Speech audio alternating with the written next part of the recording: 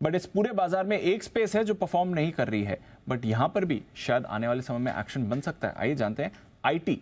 इस पर JP Morgan की एक इंटरेस्टिंग रिपोर्ट आई है। पूरी रिपोर्ट शेयर करने के लिए कुशल है हमारे साथ तैयार। कुशल बताइए, आज तो खैर आईटी के लिए सुस्त दिन बना हुआ है, बट जेपी मॉर्गन का क्या व्यू बन रहा है आईटी सेक्टर पर?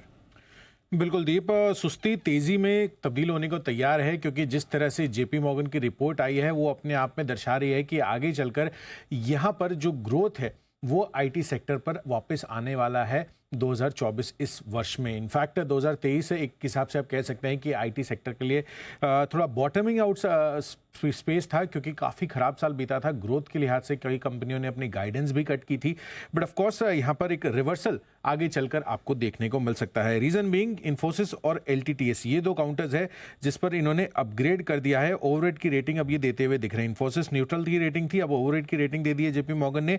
1400 से 1800 का टारगेट किया है। एलटीटीएस पर भी अंडरवेट से ओवरवेट की रेटिंग सीधे करी है, और 3200 रुपए के टारगेट्स पहले दे रहे थे और अब सीधा 5800 रुपए के टारगेट्स ये देते हुए दिख रहे हैं। ऑफ कोर्स यहां पर टीसीएस, एचसीएल टेक और एम्फेसिस पर भी पहले अंडरवेट की रेटिंग्स थी। इन तीनों को इन्होंने अपग्रेड कर न्यूट्रल की रेटिंग भी दे दी है, एंड टारगेट्स भी यहां पर सिग्निफिकेंटली रिवाइज किए गए हैं। तो छोटे और मझौले आईटी काउंटर्स पर जेपी मॉर्गन काफी बुलिश होते हुए नजर आ रहे हैं, और इनको साफ तौर पर 4-5 बड़ी वजहें हैं जिस कारण से ये चीज उनको बढ़ती हुई नजर आ सकती है, या फिर आप कह सकते हैं कि आईटी सेक्टर का एक वापस से रिकवरी फेज स्टार्ट हो सकता है। 2023 का छोटा बेस का सीधा सीधा इनको एक तो फायदा मिलता हुआ नजर आएगा, क्योंकि 2024 में काफी सारे जो कॉन्ट्रैक्ट्स इनके पहले से लिए हुए थे उस पर अब ये काम करना शुरू करने वाले हैं, और बड़े सेक्टर्स में यानी कि जो टेलीकॉम मीडिया वाला सेक्टर है, और साथ ही जो बीएफएसआई स्पेस है जहां पर इनका बड़ा जो है एक्सपोजर रहता है, वहां पर भी अब रिकवरी आना शुरू हो गई है। उसकी संभावना ये लगाकर चल रहे हैं। कॉस्ट सेविंग प्रोजेक्ट्स जो इन्होंने पहले FY23 में लिए थे, और साथ ही अब FY24 में आगे चलकर जो जीते हुए कॉस्ट सेविंग प्रोजेक्ट्स हैं ये FY25 में मटेरियलाइज भी करते हुए नजर आएंगे। 2-3 महीने ही बाकी बचे हैं। End of course generative AI वाले जितने भी प्रोजेक्ट्स हैं नए, जो भी क्लाइंट्स लेते हुए नजर आएंगे, उससे भी एक बड़ा ग्रोथ ट्रिगर बनेगा। तो 4 ये बड़ा रीजंस है जिस कारण से इनको लग रहा है कि आईटी स्पेस एक टर्न अराउंड सेक्टर 2024 के लिए बन सकता है। तो चलिए, आईटी टर्न अराउंड सेक्टर बन सकता है 2024 के लिए। आपको याद होगा अनिल जी ने भी यहाँ पर खरीदारी की राय दी थी। नवरत्न एसआईपी में भी बात करी थी कि आईटी से जुड़े फंड्स में आप कैसे पैसे लगा सकते हैं। आज थोड़ा नरमी का दिन है, हालांकि आईटी इंडेक्स भी अब पूरी तरह से रिकवर हो चुका है, बट वैसे अच्छा व्यू बन रहा है यहाँ पर। जैन साहब, कोई आईटी स्टॉक जो आपके भी रेडार पर हो? आप तो खैर कई सारे आईटी स्टॉक्स कवर भी करते हैं सर। बिल्कुल देखिए, मुझे तो आईटी पे भरोसा है, और in fact mid cap IT stocks को एक अलग तरीके से देखना चाहिए। आईटी एज अ सेक्टर बहुत वेरिड है, मतलब आप सिर्फ एक आईटी बोल के अब उसको डिस्कार्ड नहीं कर सकते। और बेस्ट पार्ट इज कि आईटी सेक्टर, जो अनिल जी ने बहुत सही बोला, हम लोगों ने भी स्मॉल कैप्स, अगर कोई भी जना हमारे पास आता है म्यूचुअल फंड का एक पोर्टफोलियो बनवाने, तो मैं सबसे पहले 4 तो उनको बोलता हूँ कि स्मॉल कैप फंड डाल दीजिए आप, 4 अच्छे एएमसीज के, और एक थीमेटिक फंड डालिए वो आईटी।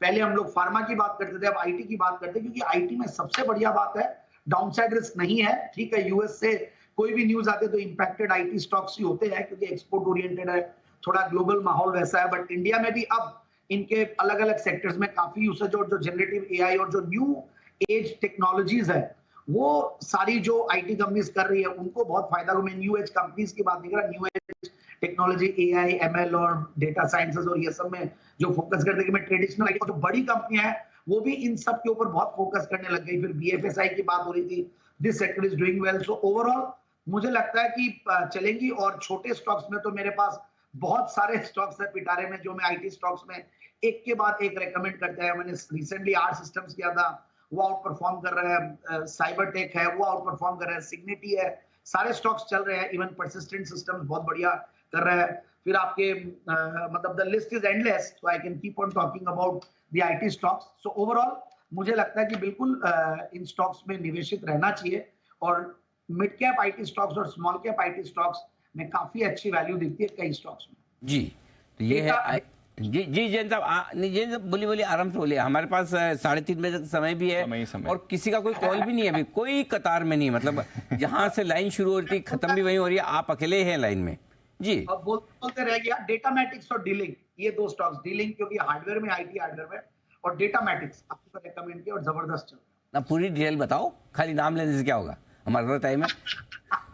नहीं, डेटामैटिक्स की कंपनी है, काफी सारे उनके प्रोडक्ट्स है जो आ रहे हैं, अच्छी ग्रोथ दे रहा है, अच्छा स्ट्रॉन्ग प्रोमोटर बैकग्राउंड है, तो कहीं कोई इश्यू नहीं है। मतलब डेटामैटिक्स वैल्यूएशन के लिहाज से मुझे बहुत सस्ता लगा। और डीलिंक अगेन वैल्यूएशन के लिहाज से बहुत सस्ता। जिस तरीके से हमारे ये जो हार्डवेयर प्रोडक्ट्स बना रहे हैं और सरकार की जो ओवरऑल फोकस है, अगर आप डेटा सेंटर्स की बात करें, इन सब के ऊपर, डेटा वेयर हाउसिंग और इन सब के ऊपर, तो उसकी वजह से डीलिंक कैन डू है।